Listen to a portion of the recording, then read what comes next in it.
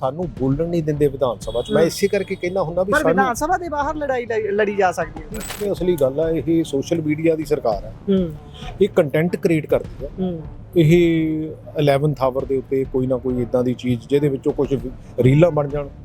ਸੰਘੀ ਢਾਂਚੇ ਨਾਲ ਦੇਸ਼ ਚੱਲਣ ਦੀ ਆਪਾਂ ਗੱਲ ਕਰਦੇ ਹਾਂ, ਪਰ ਫੈਡਰਲਿਜ਼ਮ ਹੈਗਾ ਕਿੱਥੇ ਹੈ? ਜਿੱਥੇ ਤਾਂ ਇਹਨਾਂ ਦੀ ਭਾਜਪਾ ਦੀ ਸਰਕਾਰ ਹੈ ਉੱਥੇ ਤਾਂ ਕਹਿੰਦੇ ਵੀ ਡਬਲ ਇੰਜਨ ਹੈ, ਤੇ ਜਿੱਥੇ ਇਹਨਾਂ ਦੀ ਨਹੀਂ ਹੈ ਫਿਰ ਉੱਥੇ ਇਹਦਾ ਭਾਵ ਇੰਜਨ ਹੀ ਨਹੀਂ ਹੈ, ਉੱਥੇ ਐ ਧੱਕਾ ਕੀਤਾ ਜਾਊਗਾ। ਅਸਲੀ ਗੱਲ ਹੈ, ਇਹ ਚਾਹੁੰਦੇ ਕੀ ਆ? ਇਹ ਐਕਚੁਅਲੀ ਸਾਰੀਆਂ ਪਾਵਰ ਜਿਹੜੀਆਂ ਉਹ ਸੈਂਟਰਲਾਈਜ਼ ਕਰਕੇ ਜਿੱਥੇ ਜਿੱਥੇ ਇਹਨਾਂ ਨੂੰ ਲੱਗਦਾ ਵੀ ਸਾਡੀ ਸਰਕਾਰ ਹੋਵੇ ਉਹਨਾਂ ਨੂੰ ਥੋੜਾ ਜਿਹਾ ਈਜ਼ ਆਊਟ ਕਰਕੇ ਰੱਖੀਏ, ਲੇਕਿਨ ਜਿੱਥੇ ਨਾ ਹੋਵੇ ਉਹਨਾਂ ਦਾ ਅਸੀਂ ਗਲਾ ਘੁੱਟ ਕੇ ਰੱਖੀਏ।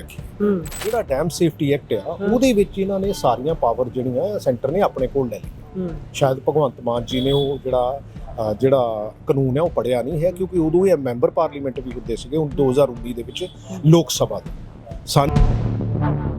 ਸਤਿ ਸ਼੍ਰੀ ਅਕਾਲ ਜੀ। ਪੰਜਾਬੀ ਰੇਡੀਓ ਤੇ ਪੰਜਾਬੀ ਟੀਵੀ USA ਤੁਸੀਂ ਵੇਖ ਰਹੇ ਹੋ। ਇਸ ਸਮੇਂ ਪਾਣੀ ਦੇ ਮੁੱਦੇ ਨੂੰ ਲੈ ਕੇ ਲਗਾਤਾਰ ਪੰਜਾਬ 'ਚ ਸਿਆਸਤ ਪੱਕੀ ਹੋਈ ਹੈ। ਸਾਡੇ ਨਾਲ ਪ੍ਰਗਟ ਸਿੰਘ ਹੁਣੀ ਮੌਜੂਦ ਨੇ, ਉਹਨਾਂ ਦੇ ਨਾਲ ਗੱਲਬਾਤ ਕਰਦੇ ਹਾਂ। ਪ੍ਰਗਟ ਸਿੰਘ ਜੀ, ਸਭ ਤੋਂ ਪਹਿਲਾਂ ਇਸ ਗੱਲ ਤੇ ਚਾਨਣਾ ਪਾਇਓ ਕਿ ਲਾਲ ਕੰਧ ਦੇ ਅੱਗੇ ਖੜ ਕੇ ਮੁੱਖ ਮੰਤਰੀ ਸਾਹਿਬ ਹੌਲ ਧੜਾਈ 'ਚ ਇੱਕ ਵੀਡੀਓ ਪਾਉਂਦੇ ਨੇ ਕਿ BJP ਸਾਡੇ ਨਾਲ ਧੱਕਾ ਕਰ ਰਹੀ ਸੀ, ਆਹ ਲਓ ਆਪਾਂ ਰੋਕਤਾ ਹਰਿਆਣੇ ਦਾ ਪਾਣੀ। ਇੱਕ ਅਫਸਰ ਦੇ ਸਟੈਂਡ ਨੂੰ ਆਪਣੀ ਪਾਰਟੀ ਦਾ ਸਟੈਂਡ ਬਣਾ ਲਿਆ, ਤੇ ਉਸ ਤੋਂ ਬਾਅਦ ਹੁਣ ਲੜਾਈ ਐਡੀ ਵੱਡੀ ਹੋ ਗਈ ਵੀ ਚਾਬੀਆਂ ਖਾਉਂਦਾ ਫਿਰਦਾ, ਕੋਈ ਕੁਛ ਕਰਦਾ ਫਿਰਦਾ।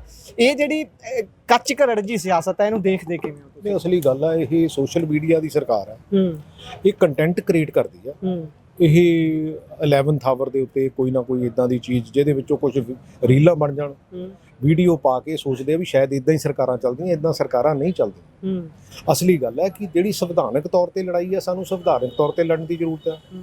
ਜਿਹੜੀ ਲੀਗਲ ਤੌਰ ਤੇ ਉਹ ਸਾਨੂੰ ਲੀਗਲ ਤੌਰ ਤੇ ਲੜਨ ਦੀ ਜ਼ਰੂਰਤ ਹੈ। ਕਦੀ ਸਰਕਾਰਾਂ ਵੀ ਦੇਖੀਆਂ ਵੀ ਸਰਕਾਰਾਂ ਹੀ ਜਿਹੜੀਆਂ ਧਰਨੇ ਲਾਉਣ ਲੱਗ ਪਈਆਂ। ਇਹਦਾ ਮਤਲਬ ਇਹ ਹੋਇਆ ਕਿ ਇਹ ਬੇਸਿਕਲੀ ਸ਼ੋਅ ਇਹ ਕਰਨਾ ਚਾਹੁੰਦੇ ਆ। ਲੇਕਿਨ ਇਹਨਾਂ ਦੇ ਲੀਡਰ, ਮੈਂ ਤੁਹਾਨੂੰ ਅੱਜ 3 ਵੀਡੀਓ ਸ਼ੇਅਰ ਕੀਤੀਆਂ ਇਹਨਾਂ ਦੇ ਲੀਡਰਾਂ ਦੀਆਂ, ਜਿਹੜੇ ਇਹ ਕਹਿੰਦੇ ਸੀ ਵੀ ਅਸੀਂ ਹਰਿਆਣੇ ਨੂੰ ਪਾਣੀ ਦੇਣਾ। ਸੋ ਇਸ ਕਰਕੇ ਇਹਨਾਂ ਦੀ ਕਹਿਣੀ ਤੇ ਕਰਨੀ ਦੇ ਵਿੱਚ ਫਰਕ ਬਹੁਤ ਆ। ਤੋ ਉਹ ਜਿਹੜਾ ਜਦੋਂ ਕਿਤੇ ਵੀ ਆ ਕਿਹੜੀ ਕੱਚ ਘਰੜ ਜਿਹੜੀ ਸਿਆਸਤ ਆ, ਇਹ ਅਸਲੀ ਗੱਲ ਹੈ, ਉਹਦੇ ਹੀ ਮਾਹਿਰ ਹੈਗੇ ਆ। ਇਹ ਤੋਂ ਇਲਾਵਾ ਇਹਨਾਂ ਦੇ ਲੰਮਾ ਚੌੜਾ ਬਹੁਤਾ ਪੱਲੇ ਕੁਛ ਹੈ ਨਹੀਂ। ਪ੍ਰਗਟ ਸਿੰਘ ਜੀ, ਮੈਂ ਪ੍ਰੈਸ ਕਾਨਫਰੰਸ 'ਚ ਵੀ ਇਹ ਗੱਲ ਕੀਤੀ ਸੀ, ਇਹ ਮੁੱਦਾ ਬਹੁਤ ਵੱਡਾ ਹੈ। ਸੰਘੀ ਢਾਂਚੇ ਨਾਲ ਦੇਸ਼ ਚੱਲਣ ਦੀ ਆਪਾਂ ਗੱਲ ਕਰਦੇ ਹਾਂ, ਪਰ ਫੈਡਰਲਿਜ਼ਮ ਹੈਗਾ ਕਿੱਥੇ ਹੈ? ਜਿੱਥੇ ਤਾਂ ਇਹਨਾਂ ਦੀ ਭਾਜਪਾ ਦੀ ਸਰਕਾਰ ਹੈ ਉੱਥੇ ਤਾਂ ਕਹਿੰਦੇ ਵੀ ਡਬਲ ਇੰਜਨ ਹੈ, ਤੇ ਜਿੱਥੇ ਇਹਨਾਂ ਦੀ ਨਹੀਂ ਹੈ ਫਿਰ ਉੱਥੇ ਇਹਦਾ ਭਾਵ ਇੰਜਨ ਹੀ ਨਹੀਂ ਹੈ, ਉੱਥੇ ਐ ਧੱਕਾ ਕੀਤਾ ਜਾਊਗਾ। ਅਸਲੀ ਗੱਲ ਹੈ, ਇਹ ਚਾਹੁੰਦੇ ਕੀ ਆ? ਇਹ ਐਕਚੁਅਲੀ ਸਾਰੀਆਂ ਪਾਵਰ ਜਿਹੜੀਆਂ ਉਹ ਸੈਂਟਰਲਾਈਜ਼ ਕਰਕੇ ਜਿੱਥੇ ਜਿੱਥੇ ਇਹਨਾਂ ਨੂੰ ਲੱਗਦਾ ਵੀ ਸਾਡੀ ਸਰਕਾਰ ਹੋਵੇ ਉਹਨਾਂ ਨੂੰ ਥੋੜਾ ਜਿਹਾ ਈਜ਼ ਆਊਟ ਕਰਕੇ ਰੱਖੀਏ, ਲੇਕਿਨ ਜਿੱਥੇ ਨਾ ਹੋਵੇ ਉਹਨਾਂ ਦਾ ਅਸੀਂ ਗਲਾ ਘੁੱਟ ਕੇ ਰੱਖੀਏ। ਤੇ ਪੰਜਾਬ ਦੇ ਹਾਲਾਤ ਤਾਂ ਇਹ ਹੈਗੇ ਆ ਵੀ ਸਰਕਾਰ ਸੈਂਟਰ ਦੇ ਵਿੱਚ ਜਿਹਦੀ ਵੀ ਮਰਜ਼ੀ ਹੋਵੇ ਤੇ ਗਲਾ ਪੰਜਾਬ ਦਾ ਹਮੇਸ਼ਾ ਘੁੱਟਿਆ ਜਾਂਦਾ। ਅੱਜ ਸਾਨੂੰ ਜ਼ਰੂਰਤ ਹੈ ਅਕ੍ਰੋਸ ਦਾ ਪਾਰਟੀ ਲਾਈਨ, ਜਦੋਂ ਕਿਤੇ ਸਾਫ਼ ਸੁਥਰੀ ਰਾਜਨੀਤੀ ਤੇ ਖੰਡ ਵਾਲੀ ਰਾਜਨੀਤੀ, ਕਿਉਂਕਿ ਤੰਜ ਕੱਸ ਕੇ ਇੱਕ ਦੂਸਰੇ ਨੂੰ ਮਿਹਣੇ ਮਾਰ ਕੇ ਵੀ ਫਲਾਣੇ ਸਮੇਂ ਇੱਦਾਂ ਕੀਤਾ ਸੀ, ਫਲਾਣੇ ਸਮੇਂ ਇੱਦਾਂ ਕੀਤਾ ਸੀਗਾ, ਉਹ ਇੱਕ ਮਿਹਣਿਆਂ ਦੀ ਰਾਜਨੀਤੀ ਤੋਂ ਨਿਕਲ ਕੇ ਇੱਕ ਸਟੇਟ ਫਾਰਵਰਡ ਰਾਜਨੀਤੀ ਕਰਨ ਦੀ ਜ਼ਰੂਰਤ ਹੈ ਵੀ ਭਾਈ ਅੱਜ ਸਾਡੇ ਕੋਲ ਕੀ ਆ ਤੇ ਅੱਜ ਸਾਡਾ ਸਟੈਂਡ ਕੀ ਹੋਣਾ ਚਾਹੀਦਾ, ਲੀਗਲੀ ਅਸੀਂ ਕਿੱਥੇ ਖੜੇ ਆ, ਅਦਰਵਾਈਜ਼ ਕਿੱਥੇ ਖੜੇ ਆ, ਤੇ ਸਾਨੂੰ ਸਰਕਾਰ ਨਾਲ ਲੜਨ ਦੀ ਕਿੱਦਾਂ ਦੀ ਜ਼ਰੂਰਤ ਹੈਗੀ ਆ, ਤਾਂ ਕਿ ਅਸੀਂ ਪੰਜਾਬ ਦੀਆਂ ਜਨਰੇਸ਼ਨ ਜਿਹੜੀਆਂ ਆਉਣ ਵਾਲੇ ਸਮੇਂ 'ਚ ਪੰਜਾਬ ਦਾ ਜੀਓਗ੍ਰਾਫੀਕਲ, ਪੰਜਾਬ ਦੀ ਜਿਹੜੀ ਉਹ ਸੈਂਕਟਿਟੀ ਜਿਹੜੀ ਉਹਨੂੰ ਬਚਾ ਸਕੀਏ। ਗੱਲ ਤਾਂ ਇਹ ਕਾਂਗਰਸ ਦੇ ਸਟਾਂਸ ਨੂੰ ਵੀ ਆਪਾਂ ਇਹ ਸਾਰੇ ਤੇ ਵੱਖ ਕਰਕੇ ਨਹੀਂ ਦੇਖ ਸਕਦੇ, ਕਿਉਂਕਿ ਜਦੋਂ ਵੀ BBMB ਦੇ ਵਿੱਚ ਜਿਹੜਾ ਬਣਦਾ ਯੋਗਦਾਨ ਅਫਸਰਾਂ ਦੀ ਨਿਯੁਕਤੀ ਕਰਕੇ ਜਾਂ ਹੋਰ ਸਾਰੀਆਂ ਚੀਜ਼ਾਂ ਕਰਕੇ ਦੇਣਾ ਹੁੰਦਾ, ਉਹਦੇ 'ਚ ਵੀ ਪਿਛਲੇ ਬੀਤੇ ਸਮੇਂ ਤੋਂ ਪਿੱਛੇ ਜਾਂਦੇ ਜਾ ਰਹੇ ਆ, ਆਪਾਂ ਨਹੀਂ ਦਿੰਦੇ ਰਹੇ। ਜਿਹੜਾ ਡੈਮ ਸੇਫਟੀ ਐਕਟ ਆ ਉਹਦੇ ਵਿੱਚ ਇਹਨਾਂ ਨੇ ਸਾਰੀਆਂ ਪਾਵਰ ਜਿਹੜੀਆਂ ਸੈਂਟਰ ਨੇ ਆਪਣੇ ਕੋਲ ਲੈ ਲਈਆਂ। ਸ਼ਾਇਦ ਭਗਵੰਤ ਮਾਨ ਜੀ ਨੇ ਉਹ ਜਿਹੜਾ ਕਾਨੂੰਨ ਹੈ ਉਹ ਪੜ੍ਹਿਆ ਨਹੀਂ ਹੈ, ਕਿਉਂਕਿ ਉਦੋਂ ਇਹ ਮੈਂਬਰ ਪਾਰਲੀਮੈਂਟ ਵੀ ਹੁੰਦੇ ਸੀਗੇ। ਹੁਣ 2019 ਦੇ ਵਿੱਚ ਲੋਕ ਸਭਾ ਦੇ ਸਾਨੂੰ ਉਹਨੂੰ ਦੇਖਦੇ ਹੋਏ ਸਾਨੂੰ ਉਹਦੇ 'ਚੋਂ ਜੋ ਇਹਨਾਂ ਨੇ ਪਾਵਰ ਡਰਾ ਕੀਤੀਆਂ ਹੈਗੀਆਂ ਗਵਰਨਮੈਂਟ ਆਫ ਇੰਡੀਆ ਨੇ, ਉਹਦੇ ਲਈ ਲੜਨਾ ਚਾਹੀਦਾ। ਜਿਹੜਾ ਪੰਜਾਬ ਰਾਜ ਪੁਨਰਗਠਨ ਐਕਟ ਆ, ਉਹਦੀਆਂ ਧਾਰਾਂ 78, 79 ਤੇ 80 ਆ, ਉਹਨੂੰ ਪੜ੍ਹ ਕੇ ਉਹਦੇ ਵਿੱਚ ਬੇਸਿਕਲੀ ਕੈਂਸਲੇਸ਼ਨ ਲਿਆਉਣੀ ਚਾਹੀਦੀ ਆ। ਤੇ ਵਿਧਾਨ ਸਭਾ ਦੇ ਵਿੱਚ ਸਾਨੂੰ ਇਹ ਜਿਹੜਾ ਕਾਨੂੰਨ ਹੈ ਇਹਨੂੰ ਕੈਂਸਲ ਕਰਨਾ ਚਾਹੀਦਾ, ਤਾਂ ਕਿ ਪੰਜਾਬ ਦਾ ਪੂਰਾ ਜਿਹੜਾ ਸਟਾਂਸ ਹੈ ਉਹ ਇਹ ਤਾਂ ਨਹੀਂ ਹੈ ਵੀ ਇਹ ਸਿਰਫ ਰਲੀ ਮਿਲੀ BJP ਨਾਲ ਖੇਡੀ ਜਾਵੇ ਭਗਵੰਤ ਮਾਨ, ਤੇ ਸਿਰਫ ਸੁਰਖੀਆਂ ਬਣਾਉਣ ਲਈ ਤੇ ਸੋਸ਼ਲ ਮੀਡੀਆ ਤੇ ਰੀਲਾਂ ਪਾਉਣ ਲਈ, ਕਿਉਂਕਿ ਕਰਦੇ ਤਾਂ ਇਹੀ ਆ। ਇਹਦੇ ਤੋਂ ਇਲਾਵਾ ਇਹਨਾਂ ਦਾ ਕੰਮ ਨਹੀਂ ਹੈ। ਇਹਨਾਂ ਨੂੰ ਇਹ ਨਹੀਂ ਸਮਝ ਆਉਂਦੀ ਵੀ ਸਰਕਾਰ ਚੱਲਦੀ ਕਿੱਦਾਂ।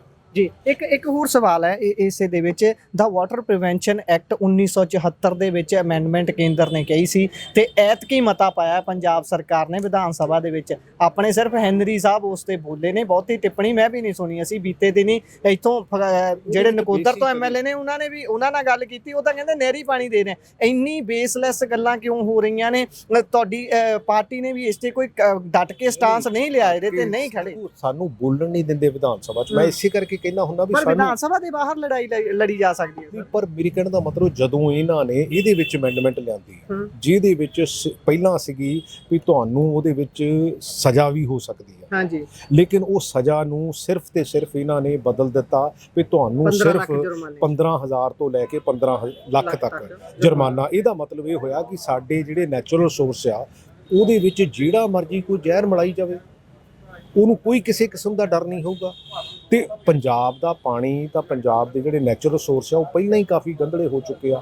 ਰਾਦਰ ਕੇ ਸਾਨੂੰ ਹੋਰ ਸਖਤ ਸਜ਼ਾਵਾਂ ਕਰਨੀਆਂ ਚਾਹੀਦੀਆਂ ਤਾਂ ਕਿ ਕਿਸੇ ਦੀ ਜ਼ਰੂਰਤ ਨਾ ਹੋਵੇ ਕਿ ਪੰਜਾਬ ਦੇ ਨੈਚੁਰਲ ਰਿਸੋਰਸ। ਇਹ ਤਾਂ ਦੋਨੋਂ ਪਾਸਿਓਂ ਡੱਕ ਹੈ ਨਾ। ਫਿਰ ਜਿਹੜਾ ਉਧਰੋਂ ਆਉਣਾ ਹੈ ਉਹ ਪਾਣੀ ਹਰਿਆਣੇ ਨੂੰ ਚਲ ਗਿਆ, ਜਿਹੜਾ ਸਾਡੀ ਧਰਤੀ ਦੇ ਥੱਲੇ ਅਸੀਂ ਗੰਦਲਾ ਕਰ ਲਿਆ। ਅਸੀਂ ਦੇਖਦੇ ਕਿੰਨੇ ਬਲਾਕ ਨੇ, ਕਿੰਨੇ ਬਲਾਕਾਂ 'ਚ ਪਾਣੀ ਦੀ ਸ਼ਾਰਟੇਜ, ਜੀ ਪਾਣੀ ਦੀ ਸ਼ਾਰਟੇਜ ਹੈ। ਜਦੋਂ ਇਸ ਤਰੀਕੇ ਦੀ ਮਾਰ ਅਸੀਂ ਚੱਲ ਰਹੇ ਹਾਂ, ਵਿਦਵਾਨ ਕਹਿੰਦੇ ਨੇ ਕਿ 2035 ਤੱਕ 2035 ਤੱਕ ਪਾਣੀ ਖਤਮ ਹੋ ਜਾਣਾ ਜਿਸ ਤਰੀਕੇ ਨਾਲ। ਅਸੀਂ ਹੁਣ ਪਾਣੀ ਦੀ ਡੇਟ ਵੀ ਤੁਸੀਂ ਦੱਸ ਕਰਕੇ ਸਾਨੂੰ ਲੜਾਈ ਲੜਨ ਦੀ ਜ਼ਰੂਰਤ ਹੈ। ਹੁਣ ਝੋਨੇ ਦੀ ਡੇਟ ਵੀ ਤੁਸੀਂ ਦੇ ਸਕਦੇ ਹੋ। ਉਹ ਵਿਦਵਾਨ ਕਹਿ ਰਹੇ ਕਿ 25 ਜੂਨ ਤੱਕ ਕਰ ਲਓ, ਤੁਸੀਂ 1 ਜੂਨ ਨੂੰ ਲਾਉਣ ਦਾ ਕਹੀ ਜਾਂਦੇ ਆ। ਪਤਾ ਨਹੀਂ ਇਹ ਕਿੱਥੋਂ ਇਹਨਾਂ ਦੇ ਆਈਡੀਏ ਆਉਂਦੇ ਹੈਗੇ ਆ। ਤੁਹਾਨੂੰ ਤਾਂ ਮੈਂ ਦੱਸਿਆ ਵੀ ਇਹਨਾਂ ਨੂੰ ਪਤਾ ਹੀ ਨਹੀਂ ਹੈ ਵੀ ਸਰਕਾਰ ਚਲਾਉਣੀ ਕਿਵੇਂ ਆ।